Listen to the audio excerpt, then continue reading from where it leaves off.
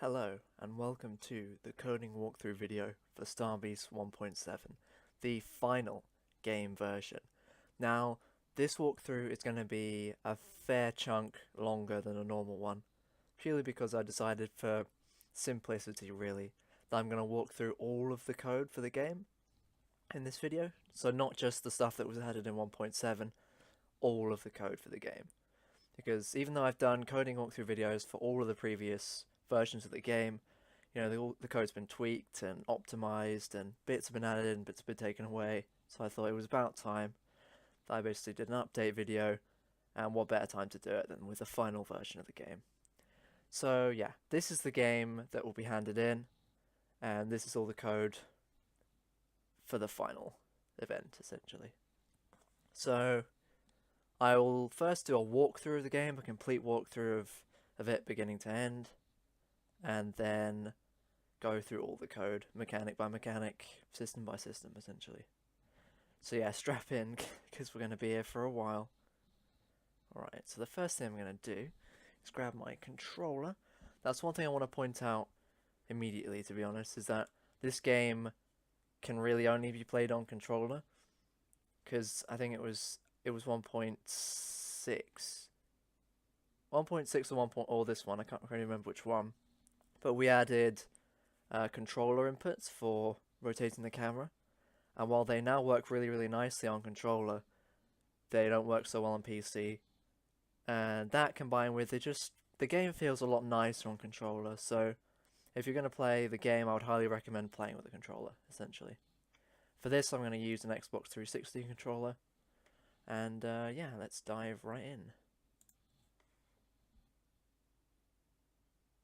When it loads.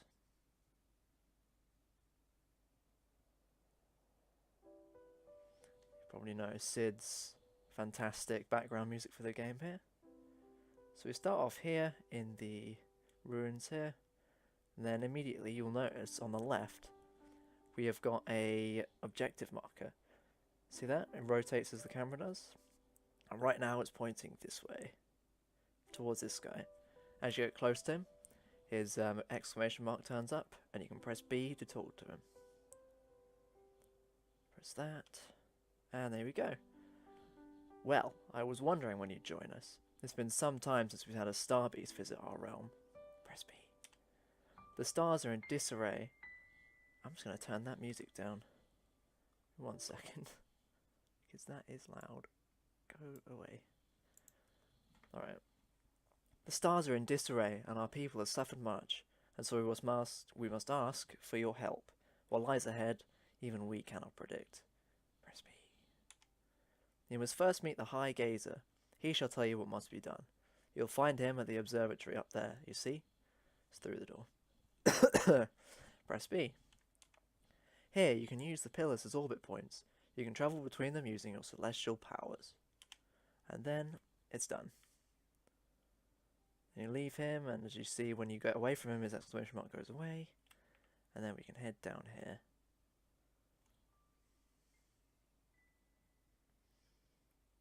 And then, another thing to point out is that the objective marker changed when you went to that tutorial guy. Now it's pointing this way. And the orbital platform rather, is now making a noise. Again, courtesy of Sid. Fantastic sound effects done by him. So yeah, we'll go up to this guy, who has another tutorial for us. This time it's actual teaching you how to use the orbital system. So to use the orbital powers, move up to that glowing pillar to your right, that one, and let its gravity lift you up. Then look over at the shrine on that hill behind me, that shrine there, and when the lock-on appears, press right bumper and prepare yourself. So that's what she'll do. Let the gravity lift us up, look at the shrine, and there we are.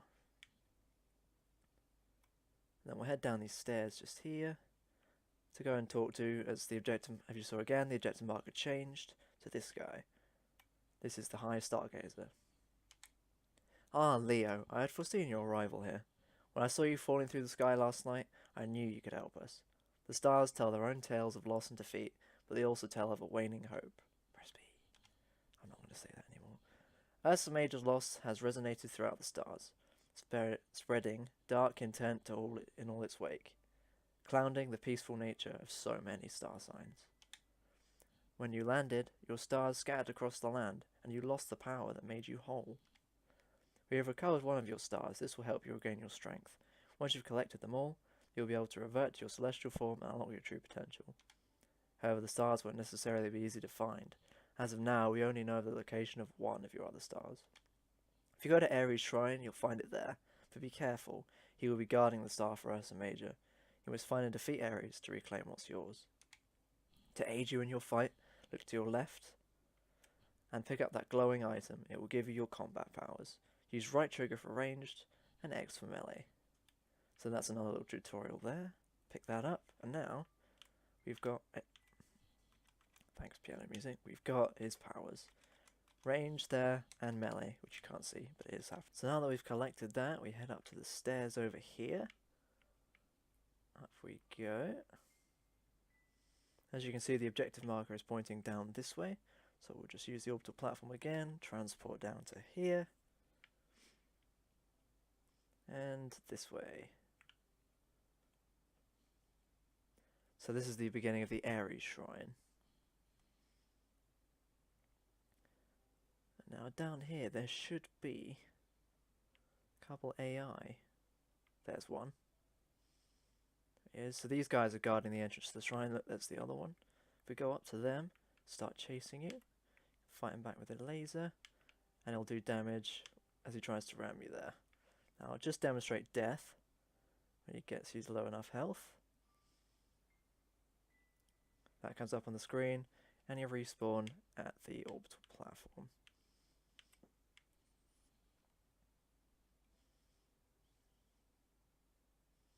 So what we'll do is we'll head back there now and take these guys on. Where is he? There he is. He's wandered out. Come here. There we go. Melee damage. Does a lot more damage than ranged. So we can use that to our advantage.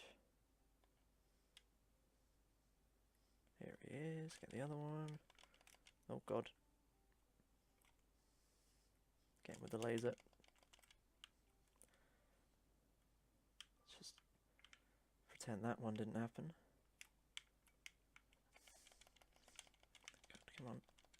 Got him. There we go. So, I should probably explain that clipping through the floor. It's a strange one, that. It only seems to happen on screens that are higher than 60 Hz, because on our laptops and on other desktops, he doesn't clip through the floor at all. It's only on my computer at home that he does that, which is obviously what I'm recording on now. But my screen is 144 Hz. So, it's a weird glitch, to be honest, and it was only discovered this morning, so it's a bit late to kind of fix it. And to be honest, it's not really worth fixing, mainly because we're going to be running the game on a 60 Hz screen, on which it works fine anyway. We don't really know what's causing that problem, so it's probably better at this point to focus our attention on more important things like documentation and these walkthroughs than trying to fix a bug that's not really worth fixing. But yeah, there's your little information there. So yeah, oh god. Gave me a little scare. No, get off. So yeah, he guards this entrance to the Ares shrine. God, leave me alone. Spam that. Ow, he got me. They're tough, these ones. Right, respawned. Yeah, he is a particularly tough one. Purely because in a confined space in that room and just outside, as you saw, it's difficult to get away from them. That makes them very, very formidable enemies. Because with these ones, it's slightly easier, the guys here, because you can just keep your distance and use ranged to keep them at bay. But you can't really do that with the guy inside here. This is why he's very, very scary. Yeah, he also has a tendency to hide. Where's he gone? He's wandered off the edge, hasn't he?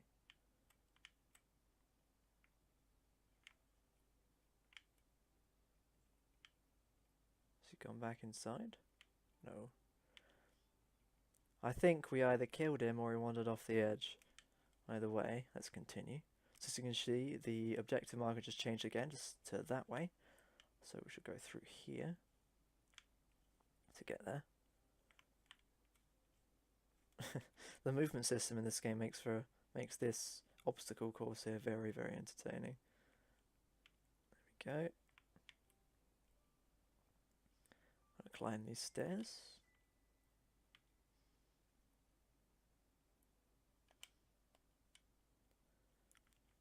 Come on, up we go.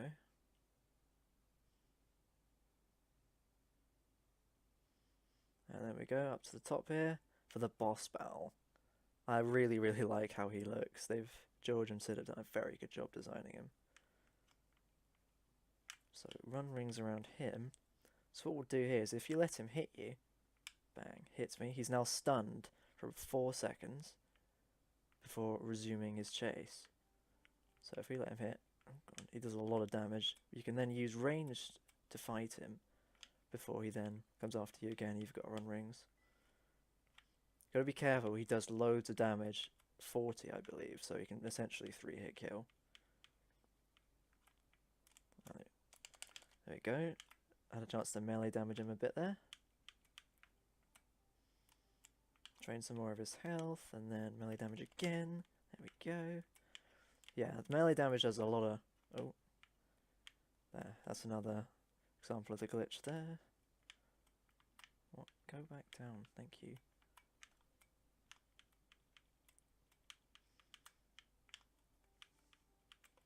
Then hit him again.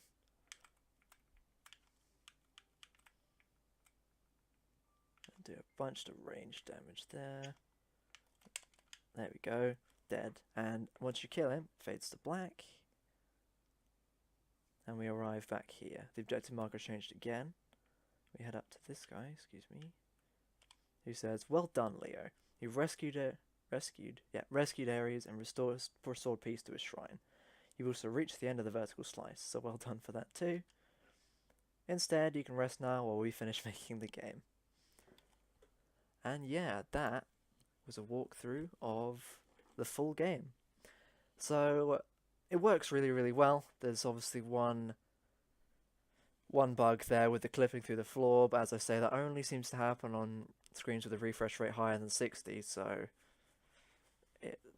it's not a massive problem anyway, and that coupled with the fact that it won't be run on anything other than 60Hz screens makes it fairly unimportant as bugs go. So now that I've walked you through the game, what I'll now do is walk you through the code. So the first thing I'm going to go through is the camera script and how it intertwines with the movement script. So here what we basically do is, this is the calculating the distance here between the player and the camera, because if you notice as well, if we go back into the game, you've probably already seen this, but I'll just demonstrate it again for demonstration purposes when it loads.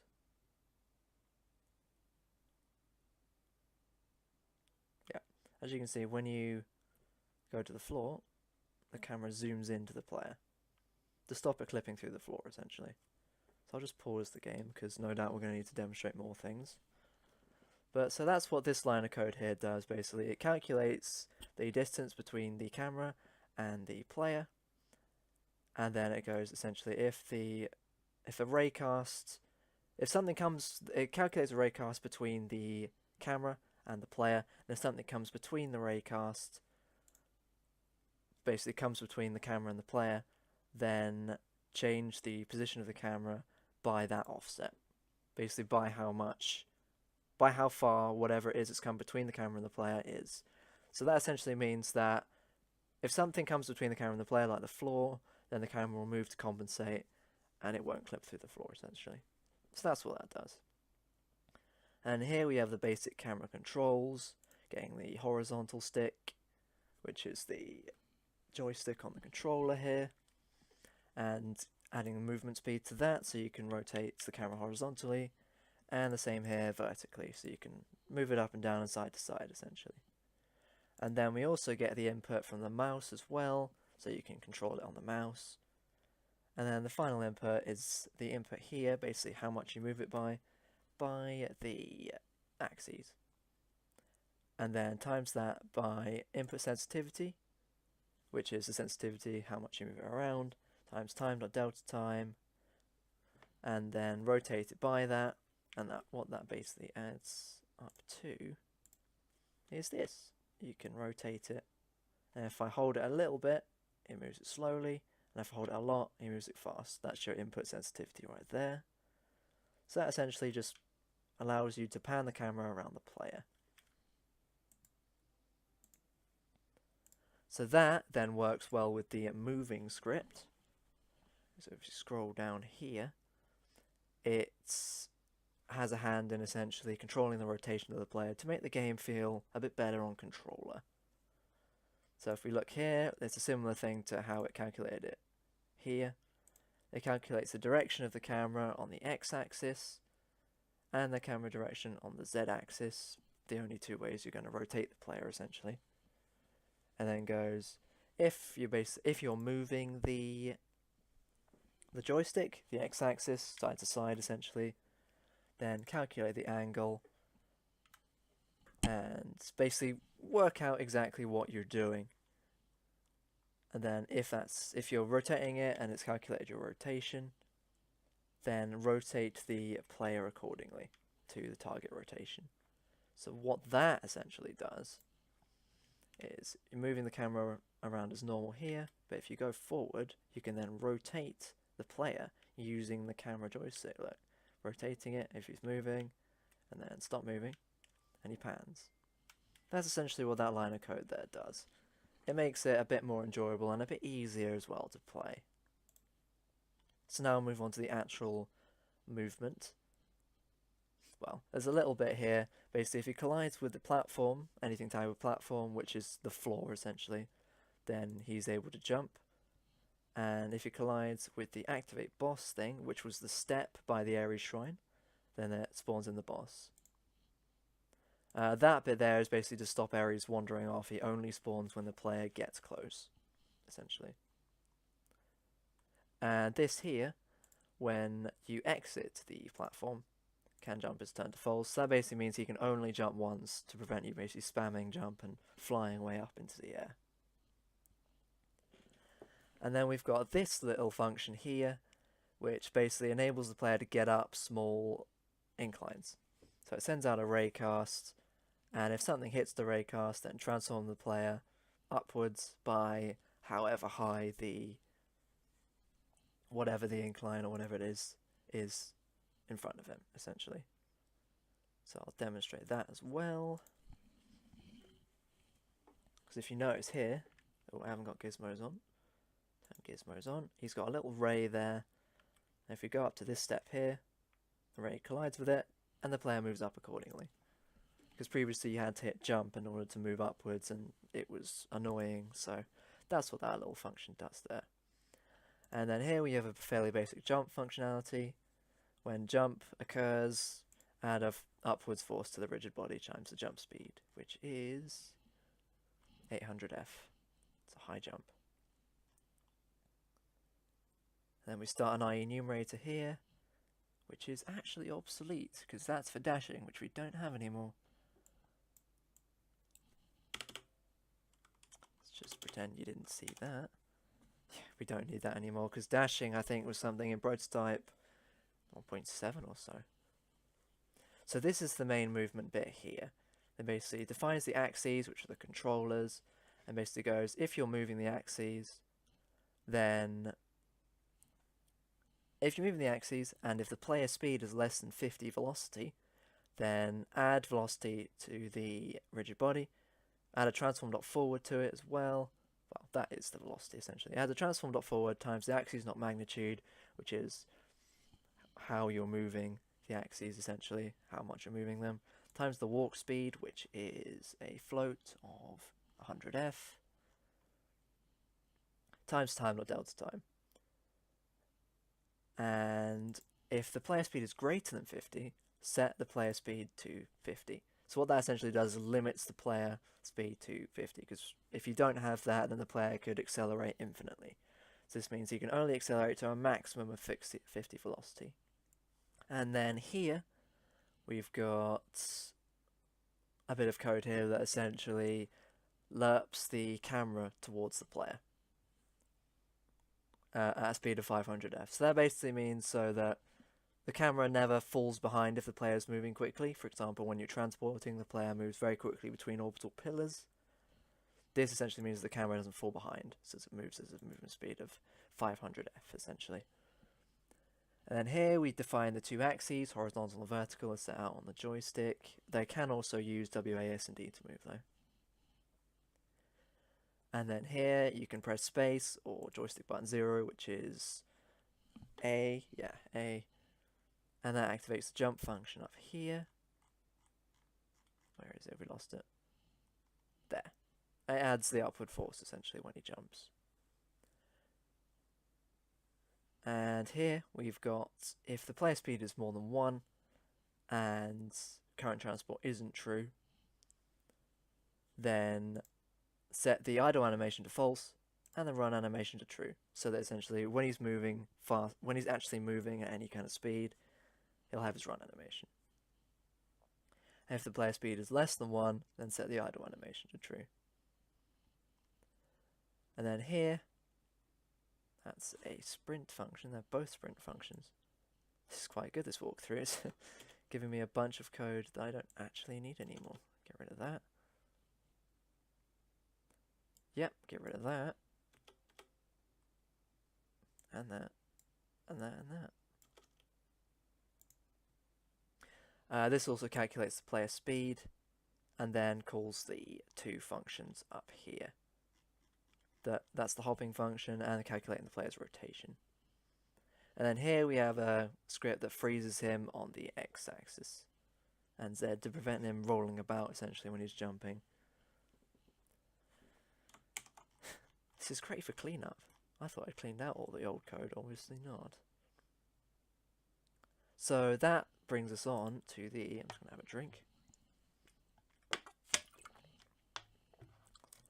to the next mechanic. Now that we've moved on from movement, we're going to look into combat. Combat is kind of complicated. Basically what it does is anything that the player can fight is put on a shootable layer.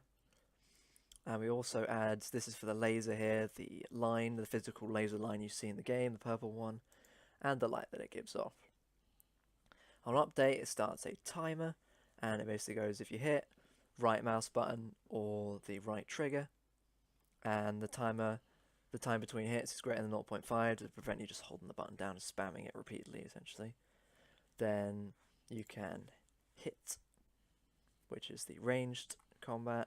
And if you press left click or X and the time between hits again, then you can do melee combat.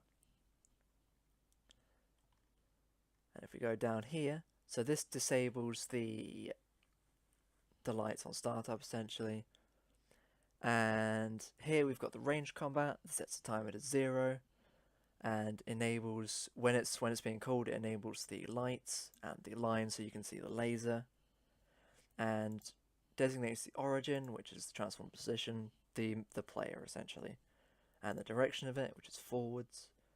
And basically goes, if the raycast, the laser, hits something, then call the enemy health script, which we'll go through in a minute, and take down the enemy health here, which is basically if the enemy health is not equal to null, if it's not 0, then do range damage to it. Otherwise, just shoot the laser out and it hits nothing. And a simpler little line of code here for the melee combat. Again, sets the timer to 0. And it does add a ray, but this is not a one you can actually see. And what we've basically got here is if it hits again, then call the enemy health script. If the enemy health is not 0, then do melee damage, which is slightly more than ranged. So then we'll look into the enemy health script, because that'll be easier to do now. I'll just close these because we've gone through them. So we look into the enemy health here, basically sets the health of the roaming AI and the Ares boss. So if it's Ares, then set its health to 500. If it's a roaming AI, then set it to 100. and the current health is equal to the starting health, which is these ones here. This bit's pretty simple, to be honest. The current health is basically taken away from the amount that the player combat did, so the melee and range combat there. I've also set this so that Ares, because Ares is a health bar, as you saw, and that sets the health bar value to the current health of Ares. If the current health is less than 0, then destroy them. This goes for the roaming AI. If the current health is less than or equal to 0 and it's Ares, the big boss, then disable the health bar and set this boolean to true and destroy Ares. Pretty simple stuff there, to be honest. So then we look at the player health script, which is fairly simple. It's a little bit more complex than the enemy health one, but it basically goes, if the player gets damaged, then flash the red color, which is here. So as you saw, when the player hits, there's a flash of red on the screen like a blood stain, basically to signify the player's been hit, essentially. And that's what that does. And here we've got the player regeneration. If the current health is less than 100, then regenerate it by 0.1f per time.delta time. And the health bar on the bottom left is equal to the current health. So that essentially means over time the player will regenerate their health, because otherwise the game will be pretty difficult. And around the Ares Shrine there's also a valley, and if you fall into that valley and you tag with that, you die, and you get transported back to the respawn area, essentially. Because if you fall down that valley, previously if you fell down the valley, you would get stuck, because there's no real way out of there. So we thought it best to make a death collider, essentially. And then we've got the take damage function here, which is called by enemy attack. That basically makes damage as true, so the flash will happen. And then current health is detracted by whatever damage the enemy does, essentially. And then it gets a slider, the player health bar, and makes it current health. So it goes down when you lose your health. And then if current health is less than 0, then you die. And if you die, then you respawn back at the thingery. And yeah, that's all there is to that, really. And then if we go to the enemy attack script, this is just for the roaming AI, though not for the boss. It gives Ares the roaming, well, actually that's kind of obsolete there. More obsolete code. As I said, this is great for cleanup. But yeah, so here we go. Because as you can see on here, well, if it would load, thank you. Oh.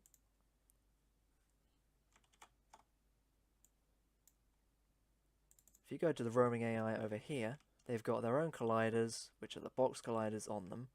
And as you can also see, they have on-trigger sphere colliders. And if the player triggers them, if it goes within the on-trigger sphere colliders, then player follow is true. And if it goes out of them, then player follow is false. If the AI physically collides with the player with their box collider there, then player in range is true. If they're not colliding, then player in range is false. This sets up another timer here. If the time between attacks and player is in range, i.e. the player is physically contacting the box collider, and the enemy health is greater than 0, because obviously if it's less than 0 then they're dead, then they can attack. If the player enters their on-trigger sphere collider, then it disables the wandering script, which is that one there. I'll go through that in a minute. And essentially locks the AI onto the player using a move towards that basically moves the AI directly towards them. So when the player gets close enough, the AI chases them. That's essentially what that means. And the AI also rotate to look at the player as well. If player follow is not true, i.e. if the player has gone outside of the AI's on-trigger sphere collider and out of their range, then reset their rotation so that they're not rotated towards the player anymore, or won't continue to rotate anyway. And also it re-enable their wandering script, so they'll just wander about as normal. An attack here is fairly simple. It resets the timer so the AI can't just literally spam their attack. And then it also takes damage, which was set out in player health. it damages the player's out and player health essentially. So then we've got the boss attack script, which is a modified version of the enemy attack one. This is for Ares. And it's got a fairly similar thing to how the Roman AI works. You know, if the player gets close, then player follow is true. And if the player gets within that on-trigger sphere collider, it also activates the boss health bar, so that appears on screen, and deactivates it when they get far enough away. Also here we've got a little object in the shrine. If I go to Ares, he's here. Yeah, there's a little on-trigger collider here in the doorway to stop Ares wandering out of his room and falling into the valley. It basically goes, if Ares collides with it, then respawn him here. He can't wander out of the room, essentially. And then we've also got a similar thing here. If the player gets within a certain distance of them, then start moving towards them. Now the difference we've got here, though, is that once the AI collides, once Ares collides with the player and damages them, then it sets player collide to true. But the AI can only attack him when player collide is false. So if you go here, after 4 seconds, then player collide is turned to false. So if player collide is true, though, then it sets the spinning thing above his head essentially to true. And then resets his rotation. And re-enables as well the Wandering AI script. Which is, yeah, reset here essentially. What that means then is for a few seconds he basically wanders about using his AI script and it gives off the impression that he's stunned. And then after 4 seconds have worn off, player collide turns back to false and he can continue to chase after the player and attack them. Using his attack function here, which is the same one as the enemy attack one.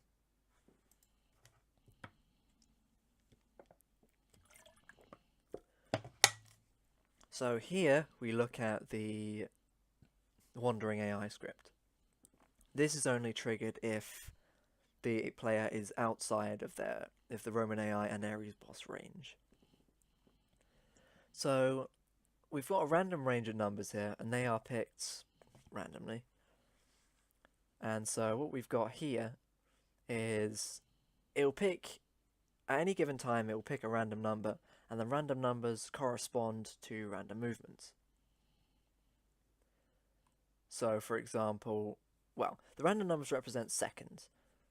So if we look here, between 1 and 3, the random range, so these correspond to the amount of time that that given function is true. So, for example, rotate time is how long the AI rotate for, and that can be between 1 and 3 seconds, depending on what number's picked. This here then is the rotate wait, how long they wait before rotating again, between 1 and 4 seconds. And then here, basically, which direction they rotate. And that's between 1 and 2, so rotate left or rotate right. And we've got a similar thing here, how long they wait before they walk again, between 1 and 3 seconds, and how long they walk for, between 1 and 5 seconds. And here we've got the rotation set out here. If the random number picked is 1, then he's rotating to the right. If the random number picked is 2, then he's rotating to the left. And it also starts a coroutine here so that it gives off the impression that he's wandering about, essentially.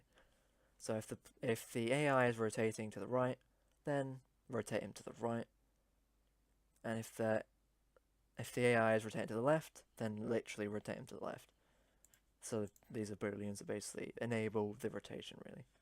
And if the AI is boolean, if the walking boolean is true, then transform the dot forward times the move speed, so they move forwards, essentially. So all this is basically a bunch of random events that are triggered depending on what numbers are literally randomly called by the AI enumerator. And that triggers basically random AI movement, so they just wander about the map, essentially. It's quite cool. So next up, we move away from the combat and AI systems and on to the orbital systems, which is another main mechanic in the game. So in order to achieve orbital systems, though, I had to get some customized gravity, because gravity in 3D Unity doesn't have a scale. You can't have a little bit of gravity or a lot of gravity. You can only have gravity. So in order to give it a scale, because I needed one in order for Orbit to work, I essentially made my own custom gravity. And what that essentially does is disables the gravity used by the rigid body and starts its own. So gravity here is basically global gravity, which is set here as a static float, times the gravity scale. Now this is what I wanted, to be able to scale gravity, times vector 3.up, which is pulling the player down towards the ground, essentially. That's also done here. And basically goes, if the player is colliding with the ground, then set the gravity to normal. Actually, no, that's not what that does. That's set in the orbital system script, which we'll do here. Oh, we're at the bottom. This is one of the more complicated scripts in this project. So in order to properly demonstrate the orbital platforms, I will just show you in game first and then go through the code. Jump through here. There we go. So once you get close to them, you get pulled up into its own gravity, as you can see, and also rotated around. And whenever you look at an orbital platform, like that one, or one up there, then you are given the ability to transport. And if you so choose, you can press right trigger and transport. There we go. So that's the essential mechanics of the orbital platform. And to achieve that, we've added a few bits. Basically, this is the transport function here. If the direction dot magnitude to an orbital platform is less than 150 meters, basically if you're less than 150 meters away from it, and what you're looking at is tagged with orbital, so an orbital platform essentially, then you are able to transport to it. And that goes for all of the orbital platforms here. Otherwise, can transport is false. This means you can't just transport to the platforms from anywhere. You have to be within. You have to essentially be floating around in an orbital platform in order to be able to transport to another one. Then we've also got here, if you press G or right trigger and can transport is true, which has been set here, then you are transporting. And it also sets the target as the current destination, i.e. what you are locked onto. If current transporting is true, then transform the player to that location, to the direction you're looking in, and disable gravity so that it's not sucking you down while you transport. Otherwise, set the gravity to the target gravity, which is 3. Let's close those.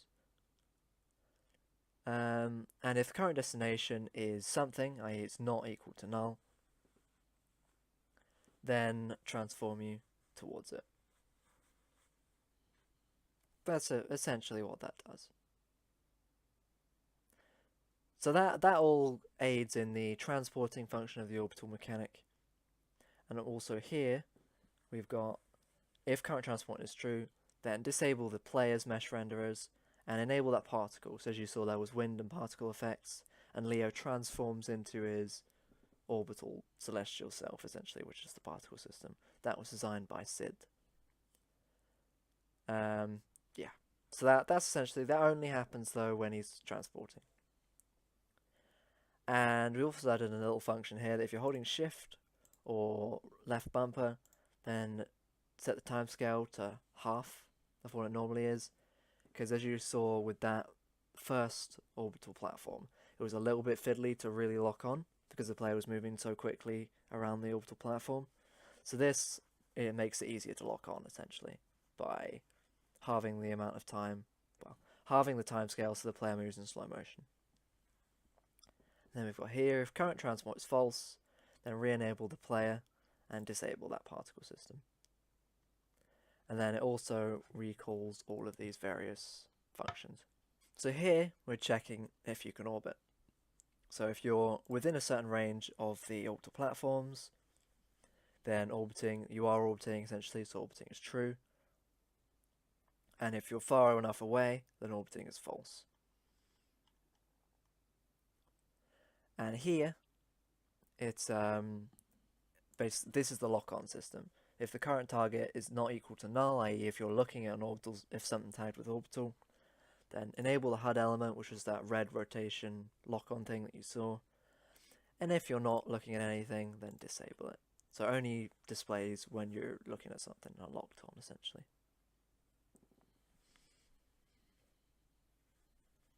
And this bit here, what this does is sends out a ray, so that if you're looking towards something tagged with orbital, it detects that because the ray collides with that thing, and sets whatever you're looking at as the current target. But it'll only set things that are on the orbital platform layer. So it won't just set the target as a random hill, for example. And then we've got a few fixes here. Basically, if for whatever reason transporting glitches doesn't work and you fall to the ground, then it disables transporting, so you're not still trapped into that movement. And if you collide with the orbital platform, just in case this didn't work, if you collide with the orbital platform, it resets so the player is no longer the particle, essentially, and he restores to his former self. And then we've got the last bit here. This sets the direction of the player. Basically takes the current destination minus the player's current destination. Well, current position, essentially. And then we've got if can orbit is true. So if you are orbiting, if you're within that amount, which was up here, yeah. If you're within 40 meters and orbiting is true, then add a force which basically attracts the player to the orbital platform, and also adds a rotate around, which is why the player slowly moves gradually around the orbital system, because they're being rotated by a loose rotate around, essentially. And that goes for each of the orbital platforms. And the last thing orbit-wise we've got here is if the player is colliding... Yeah, if the player comes within the on-trigger sphere collider of the orbital platforms, then set can orbit to true. And this script is basically applied to each of the orbital platforms. So with that bit out of the way, we'll now move on to the dialogue system. So all this stuff here basically disables all the exclamation marks above the AIs. The stargazers are all disabled on startup, as well as all the dialogue, so the black boxes don't just crop up as soon as you start the game. And also disables the dialogue scripts as well, because otherwise if you press B, then it would just start the dialogue at any point in the game, and you don't want that. I've also got here, when you collide with if you get within the on-trigger sphere colliders of the stargazers, which work in a similar manner to the Roman AI, then enable the dialogue system script, and enable the question bit there, which is the exclamation mark above their head. So when you get close to them, the exclamation mark appears above their head to let you know you can talk to them. And also enables the script, so when you press B, the dialogue system works. And that's the same for all the stargazers, essentially. And then if you exit the stargazer's range, then it disables the dialogue system and as well the exclamation mark. So you can no longer talk to them, essentially. And then here is the actual dialogue, because that was just the manager there. And it basically is a series of booleans and texts. So it takes the text object from the actual HUD, which is here. So let's go to dialogue 1, for example. The text has already been set here. It checks to see if a certain boolean is true. Text bool initial, which is start on startup. And checks to see if you're pressing either enter or B. And if you are, then set the dialogue to true. So when you first go into that on-trigger collider there, it sets that to true when you press B, essentially. And the next bit, because this also sets text bool 1 to true, so this will then detect if that boolean is true, and also detect if you're pressing B. So it won't all just come up at once. And if that's all true, then it changes the text to this, and also sets another boolean to true, which if it's true and you press enter again, then it changes the text again, and which sets another boolean to true, and if that's true and you press enter again, then it sets the text as that, essentially. It all works. and it's a pretty, well, functional dialogue system at the very least. And then obviously there's a bit more text here, but it's essentially the same as the first dialogue system. And each one of these is placed on the different stargazers. It's basically a bunch of booleans, and if they're true, changes the text, so it looks like you're having a conversation with them, essentially. Alright, so those are the dialogue systems. So the last few things I need to do are let's go with this one next. So this one's a bit of a quality of life script, essentially. Let's get rid of these. Let's have a look. Yeah, so this one, if you notice, when we had the glitch happen, the player fell through the floor. Basically, when the player collides, because this reset postscript is on the reset game object, which if we look in the scene, that's probably easier to zoom out. As you can see, there is a massive flat game object underneath the map.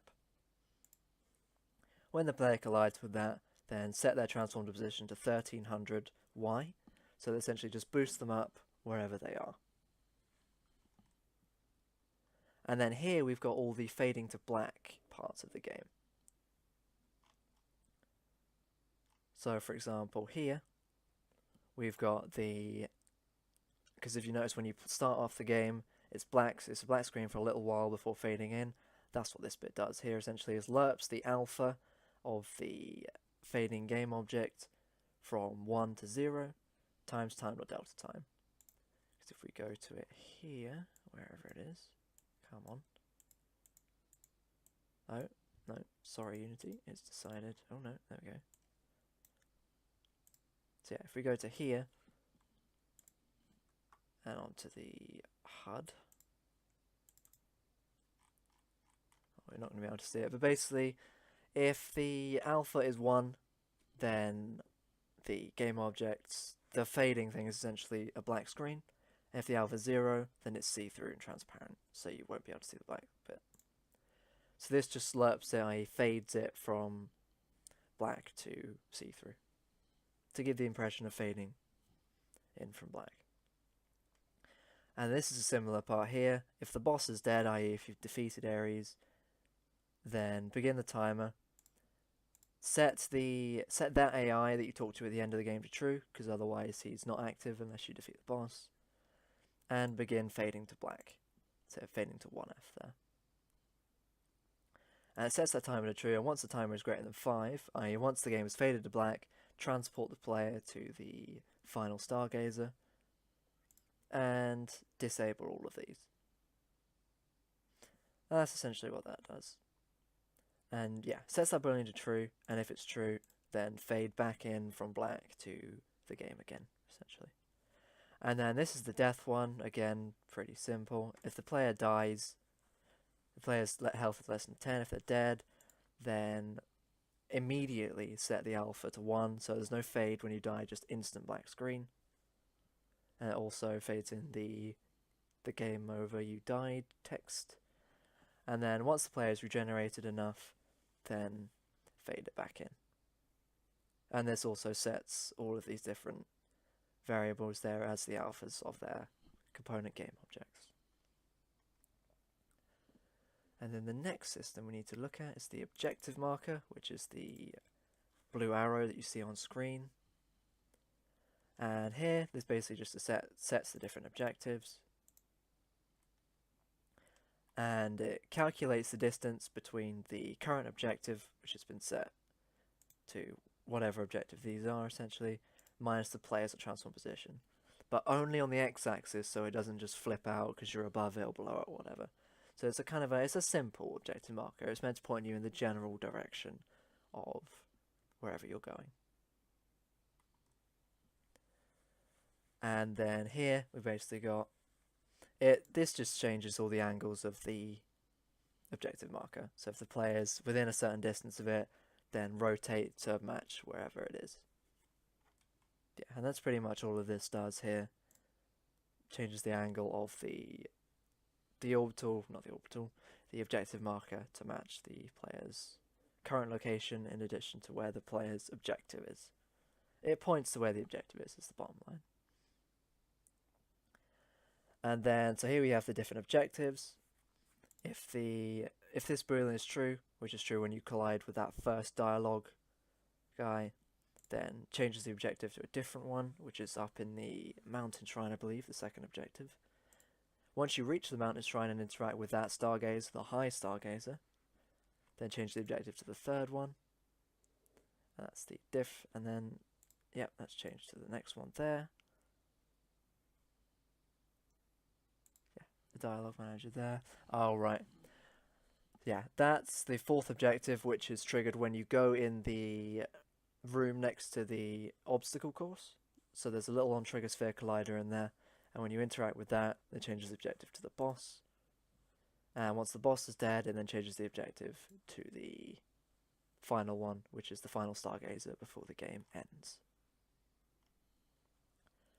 So again, that's not too complicated there, it's just a simple objective marker, because we felt that the game wasn't quite intuitive enough to let the player just wander around on their own. They needed to know where they need to go, essentially.